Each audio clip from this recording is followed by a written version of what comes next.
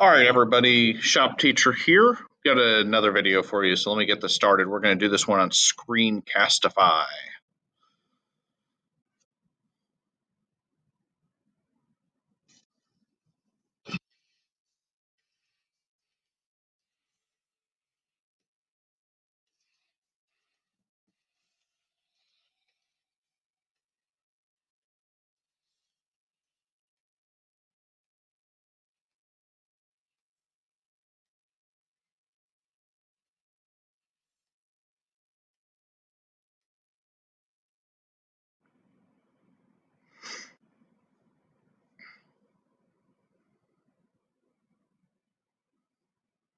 All right, so here we are at Windy City Engineering.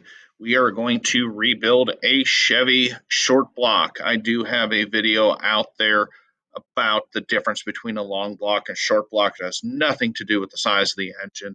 So if you're unfamiliar with the terminology, I'll explain it a little bit as we go through. But the short block is just the block, pistons, crank, and rods. That's the short block. On this engine, you'll see there to the right-hand side, kind of in the middle, the casting number 327. This is not a 327 Chevy small block. This is a 1995 Chevy LT-1 engine. This engine came out of a 1995 Chevy Impala Super Sport. The same LT-1 could have been found in a Corvette, a Z28, Roadmaster, Cadillac Fleetwood, and I think that's about it. So there were two different LT1s. There was a 4.3 and the 5.7. The 4.3 was found in the Chevy Caprice, and it was a 4.3 V8. So here we are. The engine is all cleaned up. There's new freeze plugs put in it. I'm here at Windy City Engineering with Steve Renari. He is taking the main caps off this engine. He is preparing to put new bearings in it, the new main bearings. Okay, see, we can see it's all sort of cleaned up here, and he's getting ready to put it in. Steve said he likes to use a paper towel. The red shop towels leave a little bit of a residue, and when you run an engine after using those red shop towels inside of it, sometimes you find that lint inside the oil filter. One cool thing you can do, I guess, maybe after startup on an engine, just to double check everything, is I have a special long acre tool that cuts the oil filters in half. I know there's some other uh, brands out there or others that you can use, or you can just cut it in half with something. And that way, if you suspect there's any type of metal or debris in there, you can look inside that oil filter. So again, this is a 1995 LT1. This is the 5.7 350. Here we are. We're putting in the main bearings. The bearings only go in one way. Okay, so there's a little tab on there to make sure you get them in the right way, so you can't install them backwards. There we go, just wiping that out a little bit. And then you'll see there's a little hole for oil in the middle of the bearing that lines up with that hole in the block. Steve's just checking the fit there. There we go. Sorry if I've got a little shaky camera stuff here. All right, that's the rear main bearing back there. You can see they just press right in. One thing you want to make sure of, and he's just checking to make sure that's level there and it's all in. Make sure you do have the right bearing size. I did not. Okay, I had a stock size bearing, and there's a 10 under that we went with this.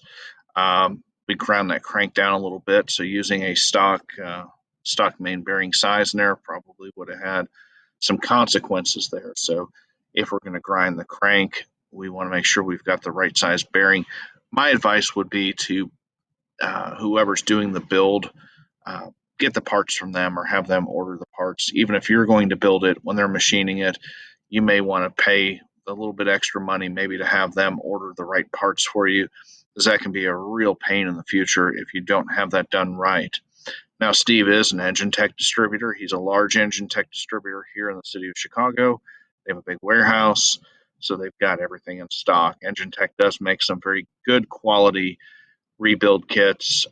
This was one of the premium kits that we used with them. Okay, we can just see here now. You can see the cam bearings in there too if you look down into the block. So the big thing is making sure those cam bearings are lined up straight. That always makes me a bit nervous.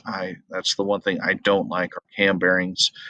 I always feel like if I don't have those cam bearings 100% correct on startup, if they're a little bit off or whatever, that can just throw away a lot of money and a lot of work. So my advice would be to come somewhere like Windy City Engineering or whatever your local machine shop may be and have them press those cam bearings in for you if they do nothing else. If you're going to do it all yourself, great.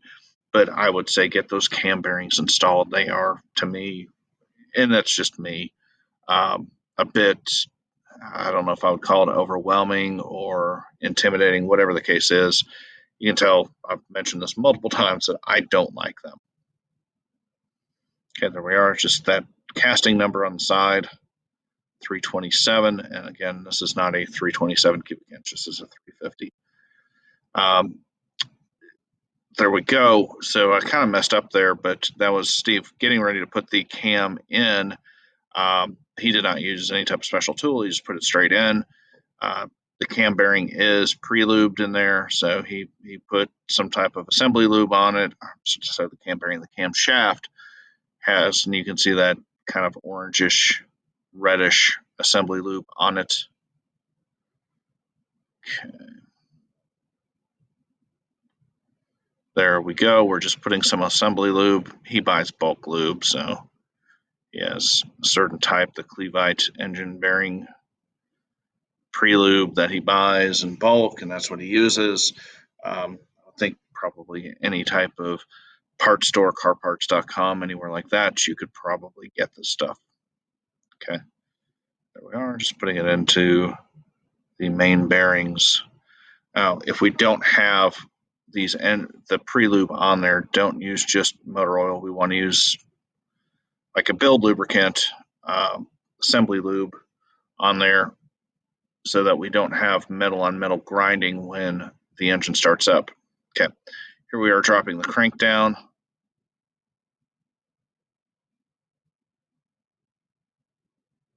Okay, he's nice and careful there not to damage any of the bearings.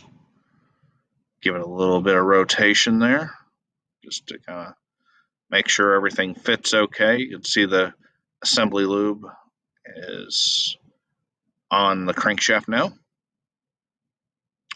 We are going to get ready to install the main caps on here. And as the main caps were taken off screen, you can't see it, but there was almost like maybe a little milk jug or pail or something like that, where the bolts for the main caps were soaking in oil.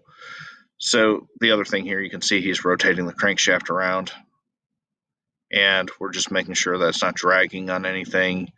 We're getting it lubricated. Obviously, the first time that it's turning over at a rather high RPM. We don't want that to be the first time that this thing sees assembly lube. That's not good. You can see the oil sort of running off of these main studs here. So again, he just soaked in motor oil. That's all it was. It's just some basic off-the-shelf motor oil, nothing exotic. Torquing the bolts down. I don't have the torque specs right in front of me. I know he told them to me. I don't remember what they are, so I don't want to tell you. I do want to tell you, but I don't want to tell you wrong. How's that? Not a big secret there. I don't want to tell you. No, that's not it. Just don't want to give you the wrong information. So just check the specs, especially for whatever engine is that you're building. You can see this is a 2-bolt main engine. This is not a 4-bolt. If this had come out of a Corvette, I believe the Corvettes of this era were a 4-bolt main on the LT-1s. I may be wrong, but that was my understanding of it.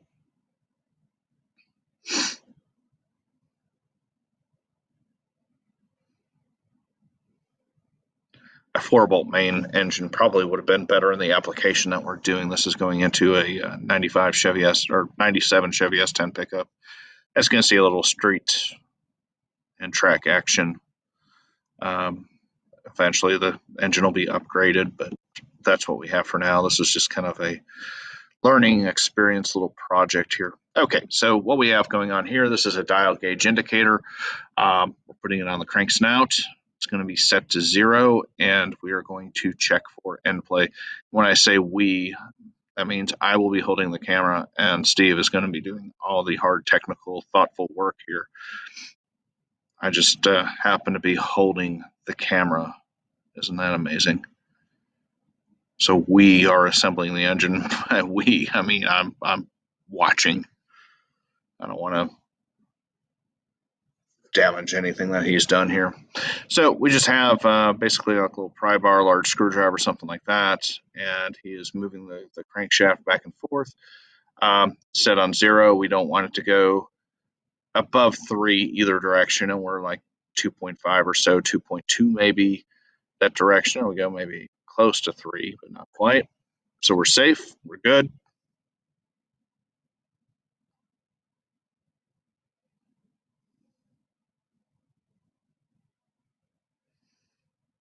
Here we are, just torquing everything down again.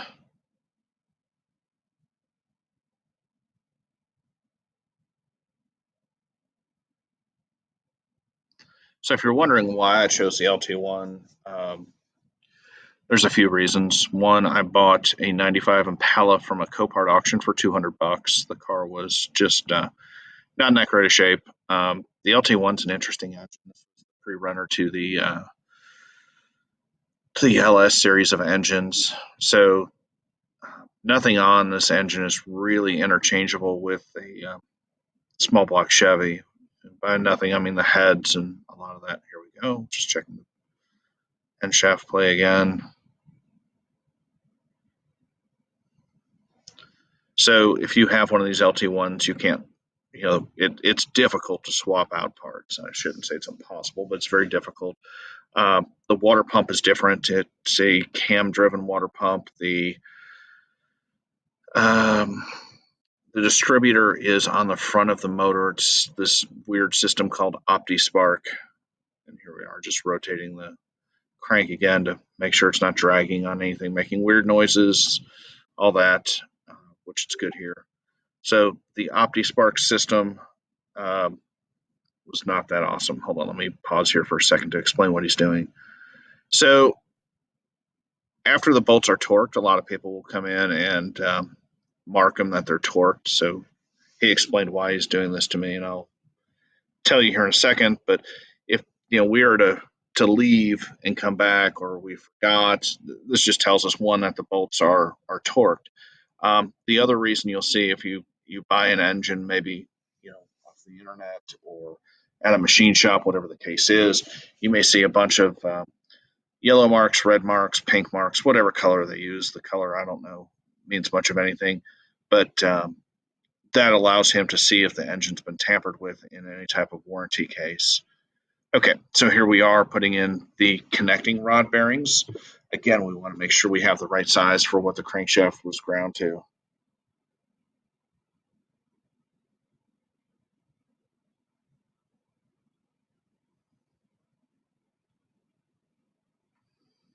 So again, you can see on the side of the box here that this is an Engine Tech rebuild kit. So these are all Engine Tech pistons. These pistons are 30 over, meaning they're 30 thousandths of an inch larger than the original. So this is a 4-inch diameter bore. So now it's a 4.030. So it should take the engine from a 350 cubic inch to a 355.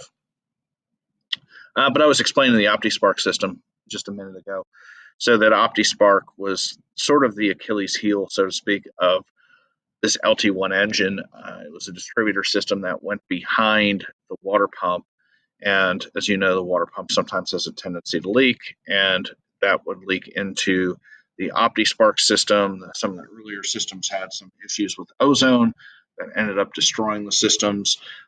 This engine is actually getting converted to an LS1 ignition system. So basically we are getting, we had to use a 97 front cover. Sorry, I'm just kind of pausing to think.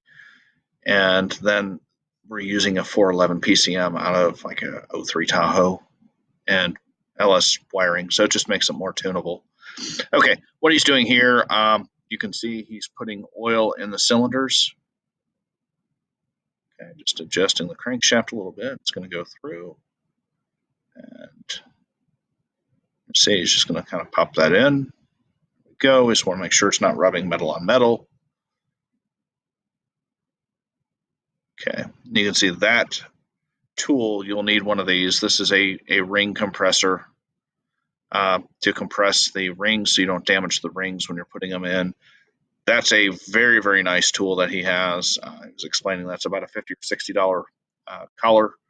I have the kind of lower end version. I bought a complete set from Jegs a few years ago. So they're just sort of the collapsible ones.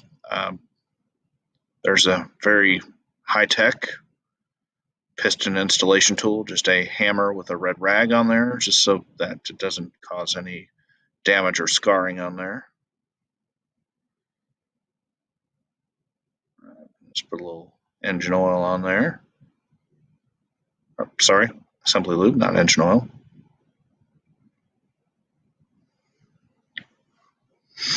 There we go. And then the connecting rod is fit around the crankshaft. Rod cap is put on there. We have bearings on both sides. And then you'll see, there we go, he's putting a little bit of oil on there.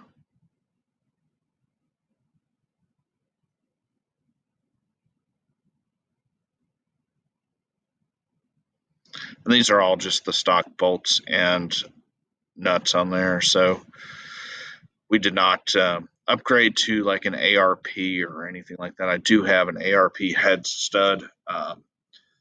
You don't want to reuse the head bolts on there. I know this is a short block build, but the head block, or I'm sorry, the cylinder head bolts, the factory ones are stretch bolts, meaning they're a one-time use. The ARPs are not. So I've got ARPs. There we go. Kind of, you can see he's not using a lot of power on that impact. We don't want to do that. I would probably say I'm an amateur, or less experienced than Steve, so I would probably do that by hand, not using the impact.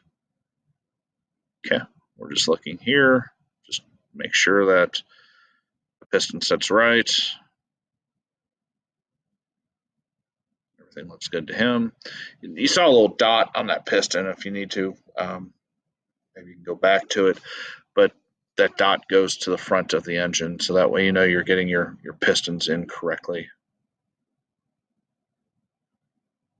Go.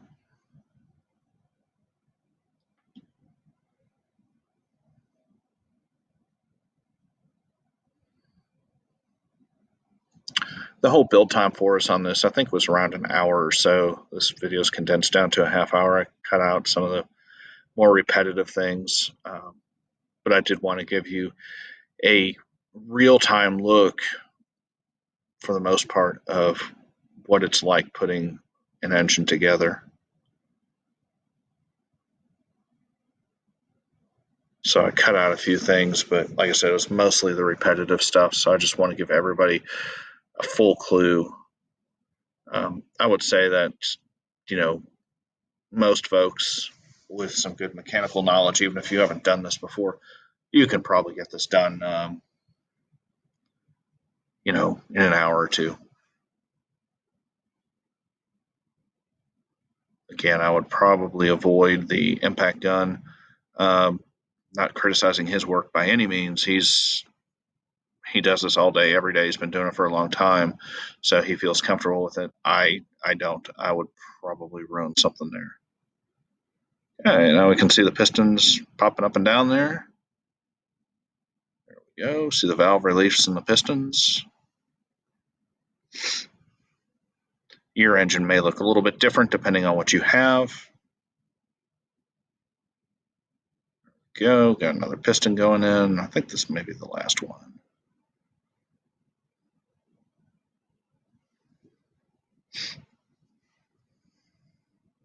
And I like this LT-1 engine. It's an unusual engine. I kind of like the obscure things.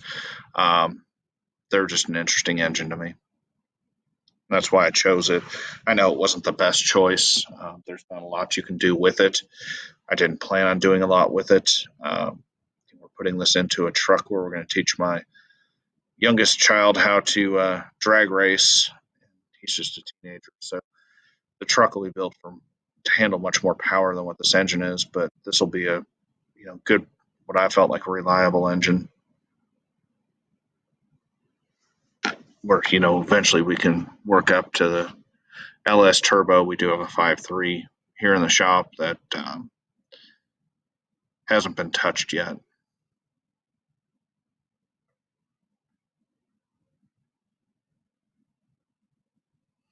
There we go. That's just the rod cap.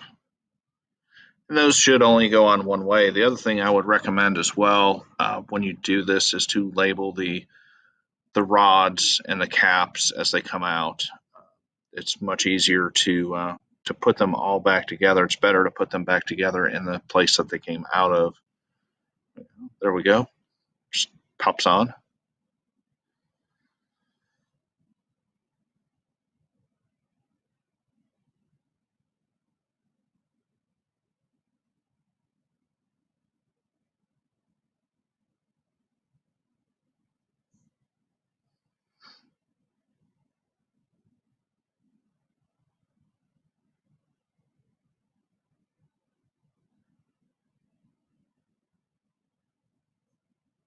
And again, you can see he put those bolts on with the connecting rod, or with the connecting rod, with the impact wrench, but he didn't do it too tight. Now we're just going to hand torque these.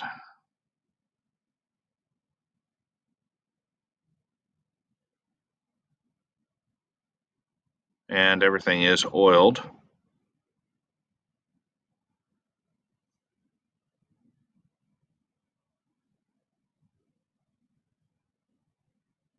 If you need an engine stand, I would recommend. I've got a few of them that I bought from Harbor Freight.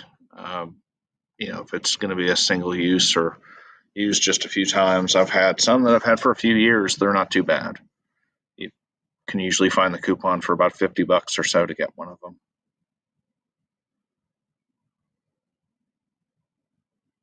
But I would definitely buy one of the bigger or better stands. Spend the money. Um, it's not a problem if you have one that's too big, but if you have one that's just too small and can't support the weight, that can be problematic.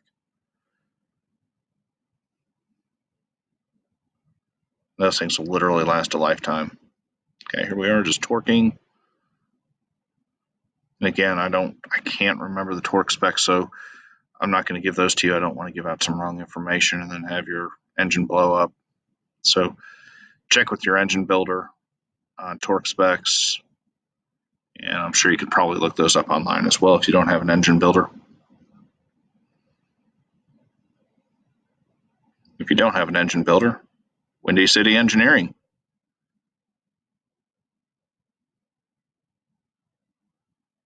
Good folks over there. The shop's been in business, I want to say, he told me 47 years.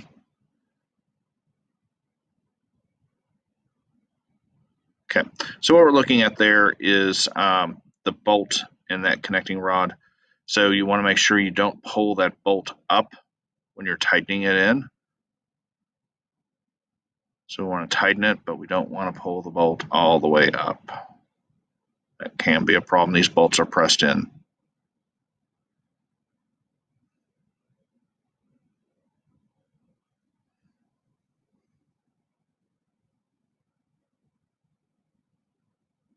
There we go, just making sure they're tight and right. Make sure everything rotates.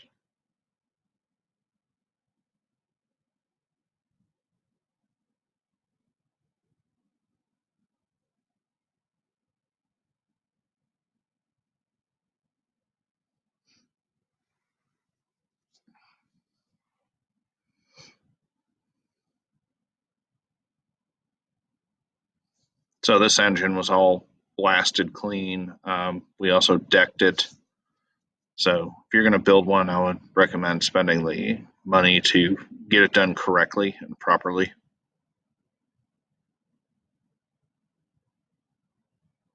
Rotate, rotate, rotate.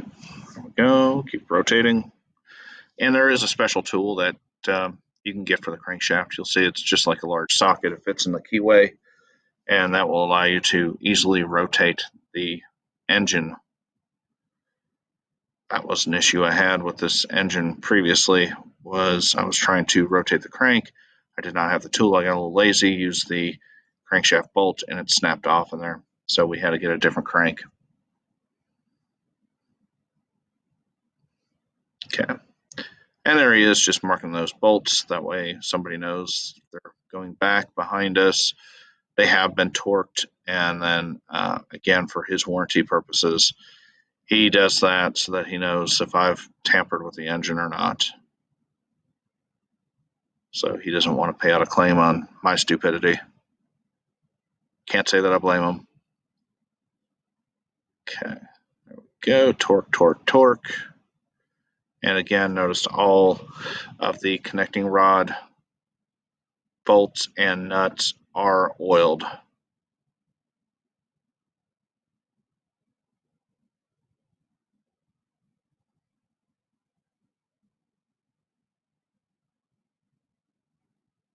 Then he torques it down and then just kind of rotates that crankshaft around there too, just to make sure everything is nice and snug and tight in there, but not too tight.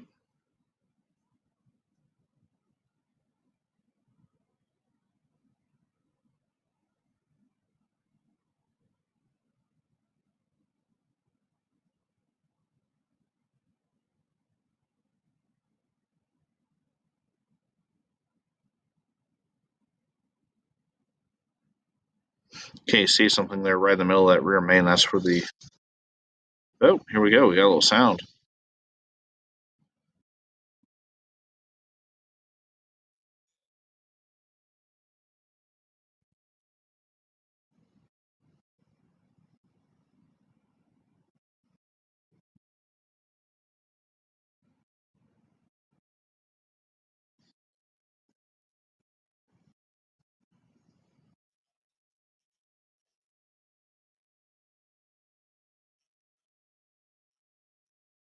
Okay, turn off the volume there. We're just having a little conversation about the compression of the LT-1 engine, and from the factory it came out at like a 10 or 10 and a half to 1 compression. So by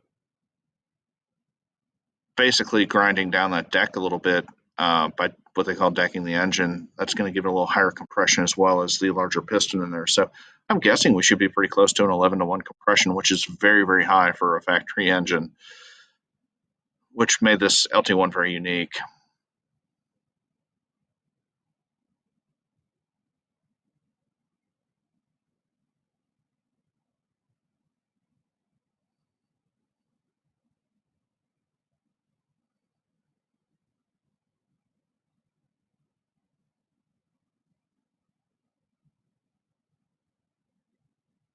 So here we are, just checking for top dead center. Again, that little dial indicator, he's got probably a nicer one than I've got. I know he does. But if you need a dial indicator, there's some good ones out there that you can get for cheap.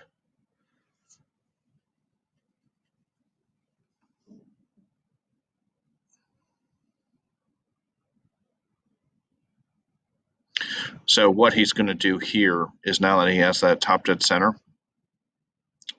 he's going to mark the rear of the crankshaft.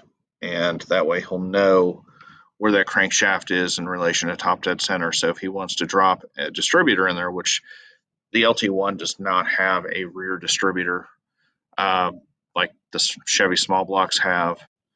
There we go. There's a mark on the block and a mark there. This is actually going to get an LS ignition, so that's not going to probably be too big of a deal, but we're getting everything assembled.